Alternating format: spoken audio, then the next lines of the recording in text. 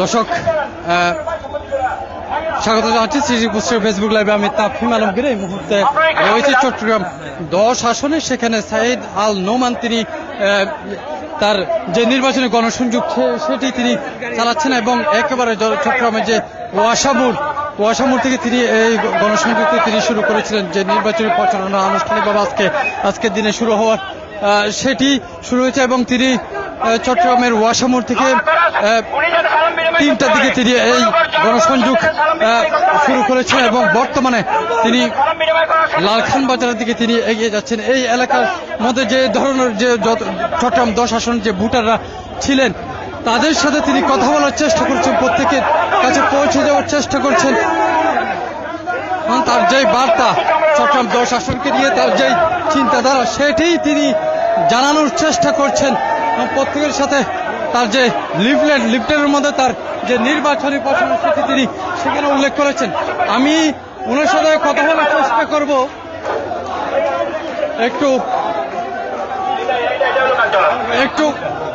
একটু জানার চেষ্টা করবো আসলে এই যে নির্বাচনী গণসংযোগ আপনার শুরু হলো চট্টগ্রাম ওয়াসামুর থেকে এবং একটু বলবেন আসলে আপনার এই নির্বাচনী গণসংযোগ নিয়ে কি কি পরিকল্পনা সাজিয়েছে? আমি প্রতিদিন যতক্ষণ পারব আমি হাঁটবো, আমি মানুষের দ্বারে দ্বারে যাব। আমি সেটাই শুরু করেছি। আমি দ্বারে দ্বারে যাচ্ছি, আমি পথে পথে হেঁটে আমি চেষ্টা করছি সাধারণ মানুষের সাথে আমার যোগাযোগটাকে আরো সুদৃঢ় করবার। আমাদের মূল মানুষ সাধারণ ভোটার। আমার রাজনীতি হোক সেবার এবং সেই সেবা সাধারণ মানুষের জন্যই তো মূল কাজটাই তাদেরকে ঘিরে। তাদের সাথে দেখা হওয়া, তাদের সাথে একটু কোনো না কোনোভাবে মোলাকাত হওয়া। ইশতেহারে কি গুরুত্ব দিচ্ছেন? আমার ইশতেহার বলতে আপনার মনের কথা, আমার মনের কথা, চট্টগ্রামের তরুণ থেকে বয়োবৃদ্ধ যারা আছে তাদের মনের কথাই আমার নির্বাচনের অঙ্গীকার। আমি আমার চেষ্টা শতভাগ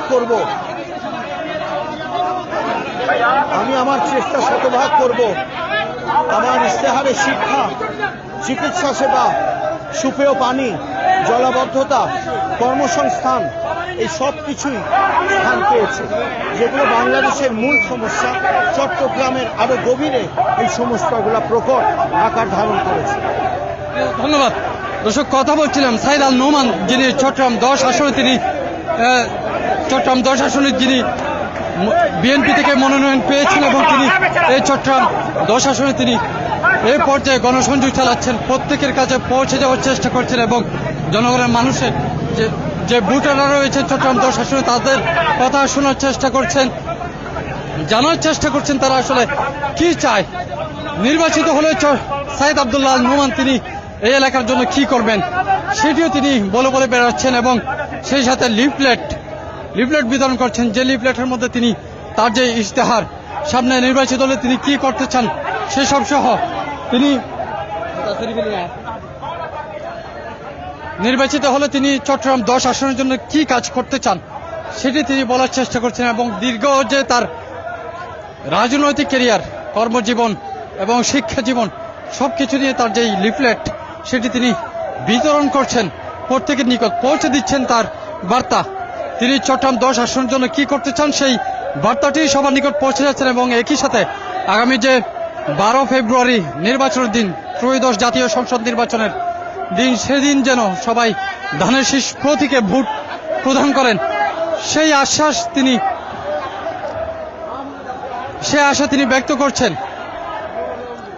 আমরা দেখছি চট্টগ্রাম ও ওয়াসামুর থেকে শুরু হয়ে এই যে গণসংযোগ সেটি এখন লালখান বাজার সেখানে চলে এসেছে এবং লালখান বাজার পর্যন্ত বিশাল তার যে সমর্থক গোষ্ঠী সেই সমর্থকরাও সাথে রয়েছেন এবং বিএনপির অন্যান্য নেতা কর্মীরাও তারাও এখানে অবস্থান করছেন, তারাও সেখানে আসেন।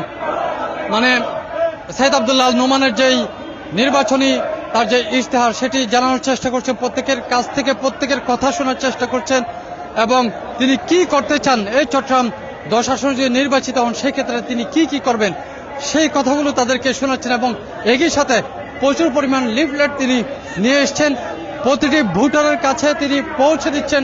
এবং আমরা যখন জানতে চেয়েছিলাম তার কাছ থেকে এবং তার কথা যখন শুনছিলাম তখন তিনি জানিয়েছিলেন তিনি এই যে 10 আসন চট্টগ্রামের, এটি খুবই গুরুত্বপূর্ণ, একেবারে চট্টগ্রাম নগরীর মাঝখানেই এই 10 আসনটি এবং প্রতিটি ভোটারের কাছে প্রতিটি ঘরে ঘরে তিনি পৌঁছে যেতে চান। তার যে বার্তা সে বার্তা তিনি সবার নিকট পৌঁছে দিতে চান।